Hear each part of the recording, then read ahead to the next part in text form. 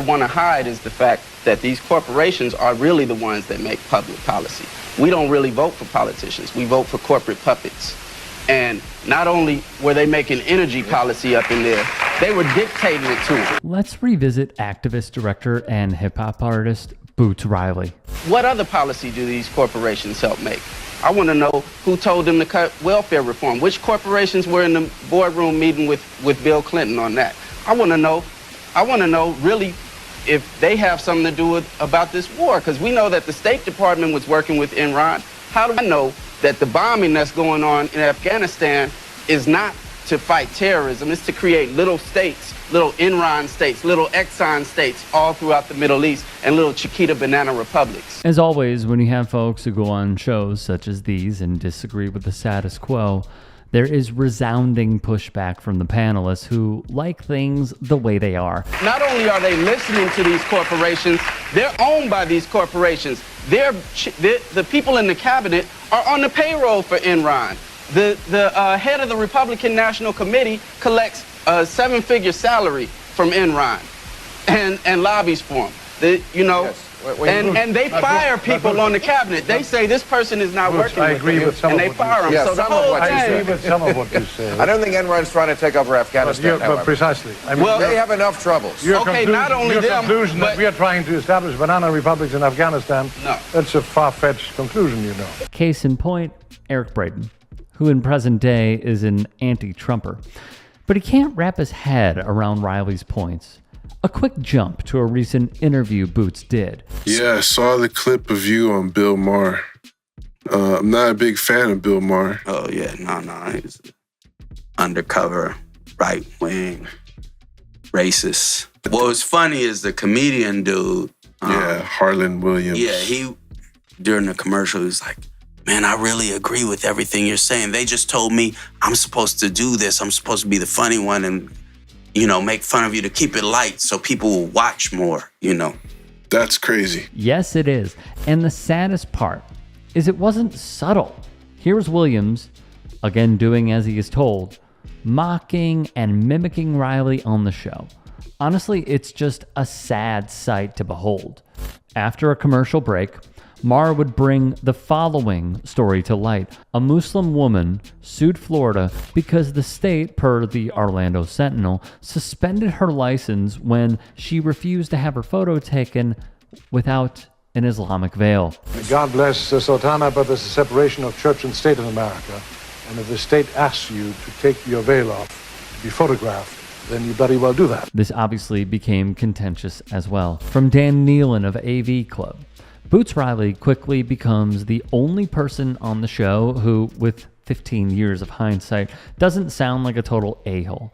While Maher is working out some of his signature borderline Islamophobic material, and the other guests seem to just nod along in agreement, Boots Riley would point out that removing the woman's hijab only became an issue after 9/11, and is just one of many reactionary xenophobic initiatives the state is trying to enforce. What you're not mentioning, though, that should be said, before September 11th, she was given 2 driver's licenses wearing her veil. And it wasn't a problem. Right. But now it only became a problem because of who she is. Riley would go on to say the show was choreographed more than people think, adding, quote, "It's probably at the same level that many of the reality shows are. The producers do interviews with people beforehand and ask you what you think about certain things. Then they go back and do another round of interviews and tell you what other people said. And then they ask different people to do different roles." What was interesting was that on that show,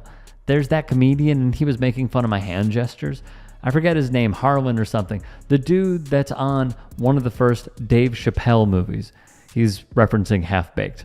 One of the things that I would want to see is a world that we create in which the people democratically control the wealth that we create with our labor. Now, that would be communism. But in order to get there, in order to change things a little or a lot, and even to get there, we need to have a mass, militant, radical labor movement. Riley would continue reflecting to the Chicago Reader, "So that's what that was like. I've seen so many people go on Bill Maher. I wasn't the first rapper on there. I've seen everybody go on there, and every time they'd say some slightly racist quip, and people would laugh along and not want to say anything that might get them uninvited from the show. Snoop was on there, and Snoop was like, I got 3 kids. And Maher's like, that you know of. What I'm doing is not just trying to stop participating in this system. What I'm trying to do is get people to overthrow the system. And that's 2 different things. And because you can't stop participating in this system. There's no way to do that. As AV Club concluded, clips like these are just proof that Boots Riley has always been just as authentically radical as he is today. It's just taken a long time for the rest of us to catch up to him. The greatness of this country is based on the separation of church and state. That is what makes this country great. You don't impose your religious views on state government. You do not do that in this country. We don't walk into it. We don't do that. We don't do that. We don't want to do that. No, we don't want to do that. Well, that's just flat out insane from the TV star. Our government is infected throughout time with the illusion of the separation, but it is not practiced.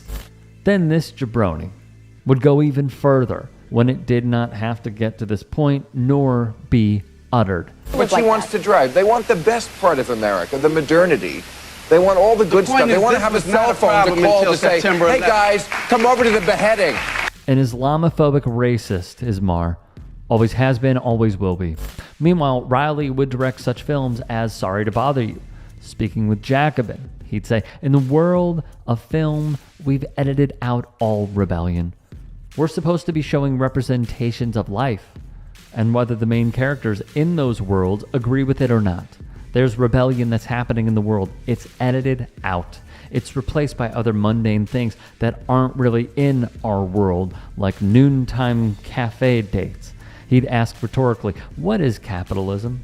It's the exploitation of labor and everything that grows out from that point. That is the fulcrum point of capitalism. That is also the part that we could have control of collectively. A bit more of his backstory via Jacobin. His father, Walter Riley, was an anti-war activist at San Francisco State University in the 60s before moving to Detroit to organize auto workers. That's where Boots was born in 71. Later, they moved back to Oakland, where Walter set up a civil rights law practice. By the time the younger Riley was a teen, Boots had joined the Progressive Labor Party and was organizing farm workers. He met the 2 rappers who had gone to form The Coup with him while working part-time at UPS. Fast forward to an interview with Variety, a quote that rings true to this day. I don't know if my politics have evolved since Sorry to Bother You, he says. The thing that has evolved is my artistic approach to talking about the same thing. Going further, he'd add, I'm not just against police because they're sometimes brutal or they sometimes murder people. It's about what they're here for in the first place and what position they have under capitalism. People think, maybe if they weren't murderous and brutal, then it would be okay. And then you could have other propaganda that makes them seem nicer. But it really doesn't matter what kind of person they are. It's about their function under this system. Hey, I appreciate you watching. Now, if you can, please do become a channel member by going to youtube.com/tytsports and clicking the join button. If that's too much for you, you can just go to tyt.com/join to become a member. It helps all of us out here at the Young Turks and keeps our network afloat. In addition, you could follow me on my socials on Twitter, Instagram, and TikTok. Appreciate the love. Have a great day.